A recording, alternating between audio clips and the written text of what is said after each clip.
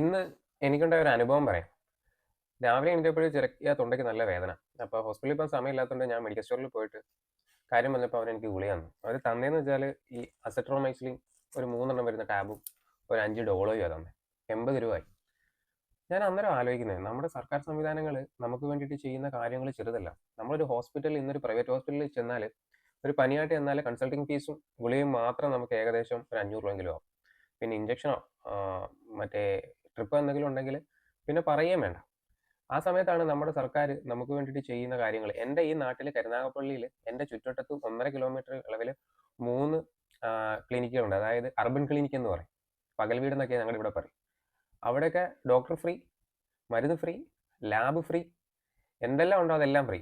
ഞാനീ പറയുന്ന ക്ലിനിക്കുകളുടെ കാര്യം ഈ വീഡിയോ കാണുന്ന പലർക്കും അറിയത്തില്ലായിരിക്കും. അതുകൊണ്ട് നമ്മുടെ സർക്കാരുകൾ നമുക്കൊന്നും ചെയ്യുന്നില്ല എന്ന് നമുക്ക് പറയാൻ പറ്റില്ല. വികസന പ്രവർത്തനങ്ങൾ ഒരുപാട് ചെയ്യുന്നുണ്ട്. സർക്കാർ നമുക്ക് വേണ്ടിയിട്ട് മുടക്കുന്ന കോടികൾ എത്രയാണെന്ന് നമുക്ക് കണക്കൂട്ടാൻ പോലും പറ്റുന്നില്ല.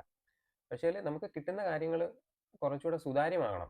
നല്ല ക്വാളിറ്റിയിലാവണം എന്നേ ഉള്ളൂ. അതുപോലെ നമുക്ക് ഒരുപാട് പദ്ധതികൾ, ഒരുപാട് കാര്യങ്ങൾ കിട്ടാനുണ്ട്. അത് ഏതൊക്കെയാണെന്ന് നമ്മൾ അറിയണം.